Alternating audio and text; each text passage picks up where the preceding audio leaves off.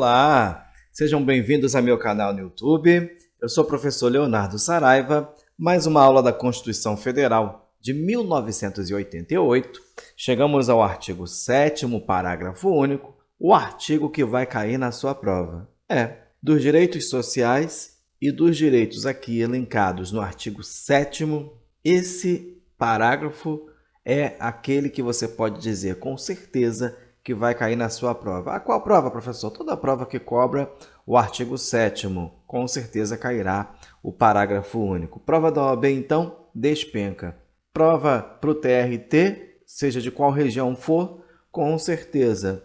Ou seja, você precisa aprender o parágrafo único do artigo 7º. E já vou deixar um alerta para você. Ele trata dos direitos dos empregados domésticos.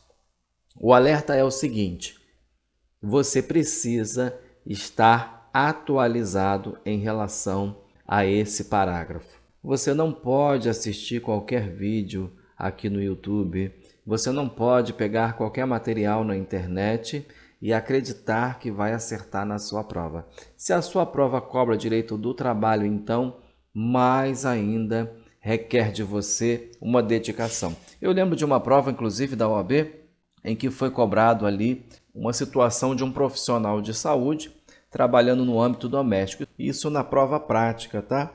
E muitos alunos não foram aprovados naquele exame por conta de não entender bem a matéria sobre empregados domésticos. Mas vamos focar aqui em termos constitucionais para a sua prova de direito constitucional, em que cobra o artigo 7º, parágrafo único. Muito bem, vamos à leitura. A leitura do parágrafo único diz: são assegurados à categoria dos trabalhadores domésticos os direitos previstos nos incisos 4, 6, 7, 8, 10, 13, 15, 16, 17, 18, 19, 21, 22, 24, 26, 30, 31, 33 e, atendidas as condições estabelecidas em lei e observadas a simplificação do cumprimento das obrigações tributárias, principais e acessórias, decorrentes da relação de trabalho e suas peculiaridades, os previstos nos incisos 1, 2, 3, 9, 12, 25 e 28, bem como a sua integração à Previdência Social, e eu fiz questão de destacar para você que essa redação foi dada pela Emenda Constitucional 72 de 2013.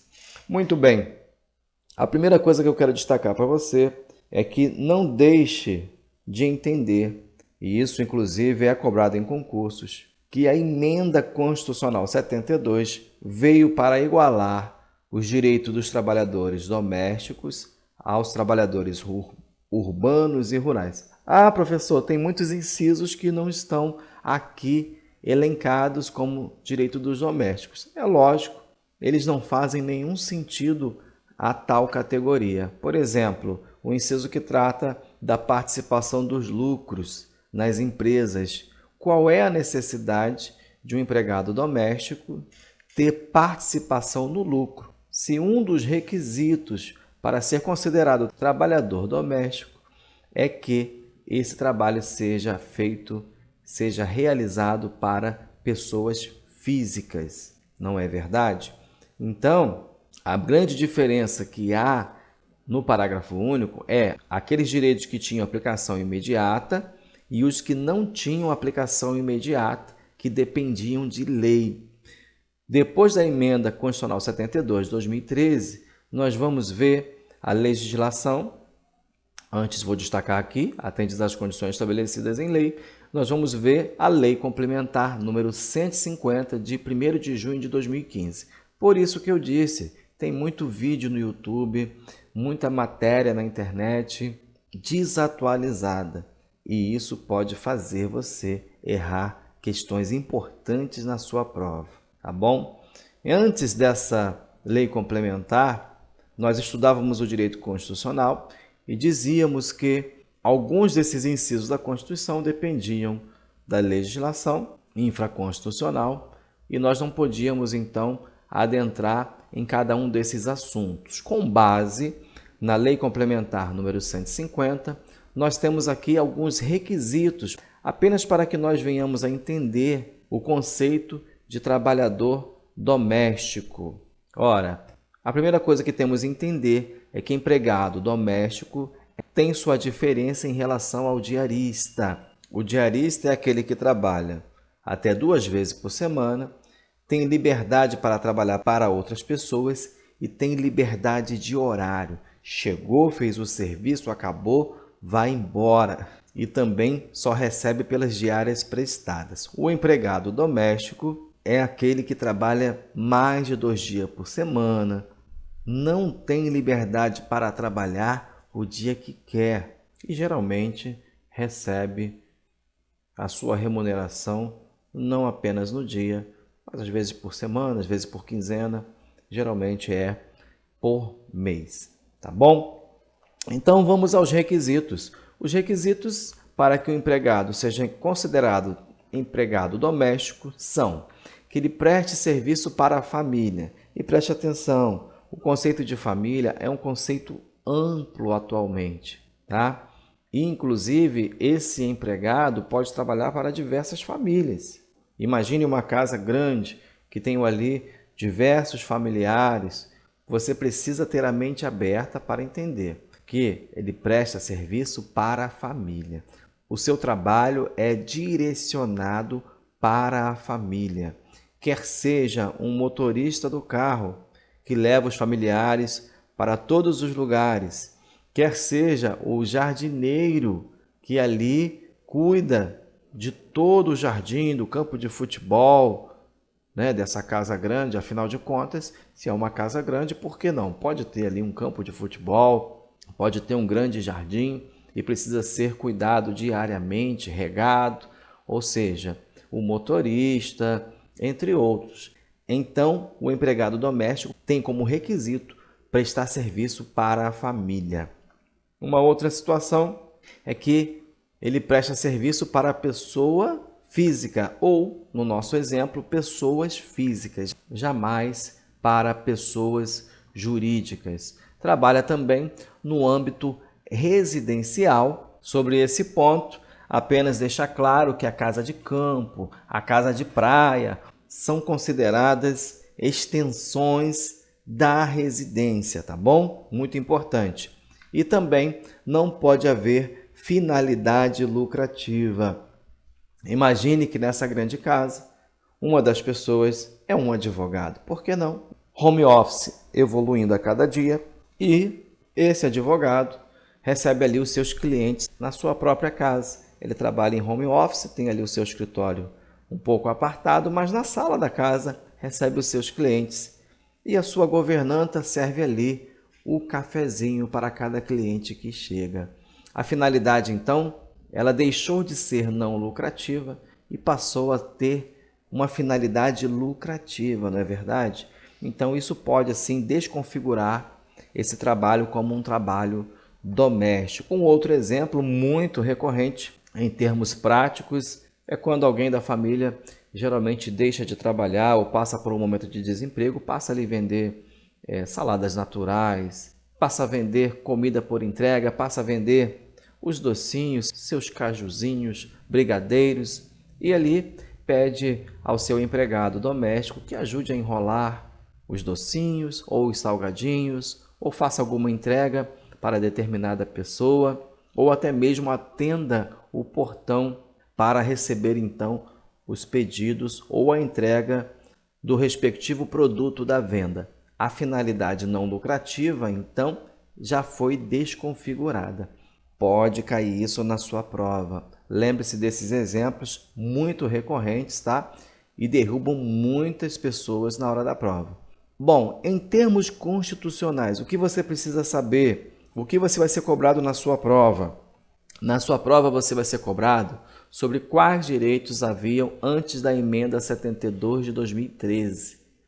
E eu fiz aqui uma listinha para você. Férias mais 1/3, repouso semanal remunerado, irredutibilidade de salário, 13º salário, aposentadoria, previdência social, licença paternidade, aviso prévio, licença gestante e salário mínimo. Antes da emenda constitucional 72, eram esses os direitos assegurados. Eu não vou comentar cada um deles, até porque se eu fosse comentar cada um deles, eu teria que entrar na esfera do direito do trabalho para demonstrar a particularidade em relação ao empregado doméstico. E também porque eu já fiz um vídeo para cada um desses incisos aqui no canal. Eu vou deixar o link da playlist completa para que você possa então entender cada um desses direitos, tá bom? O que ocorre? Antes da emenda 72, havia inclusive um mnemônico para que o aluno não esquecesse na hora da prova.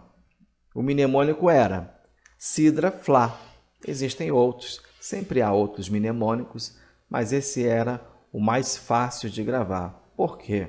Todos aqueles que acompanham futebol sabem que a sigla Flá é de Flamengo e Sidra é uma bebida. Então, Sidra Flá eram os direitos garantidos aos domésticos antes da emenda 72. Salário mínimo, irredutibilidade do salário, 13º, repouso semanal remunerado, aviso prévio, férias, licenças gestante ou maternidade e licença paternidade e aposentadoria e também a previdência social. Era um mnemônico bem conhecido, você pode até gravar para lembrar quais eram os direitos garantidos antes da emenda constitucional 72 de 2013. Utilizamos muito esse mnemônico. Hoje, eu acredito que a melhor forma de você gravar os direitos dos domésticos é entendendo o conceito de doméstico, é lendo a Lei Complementar 150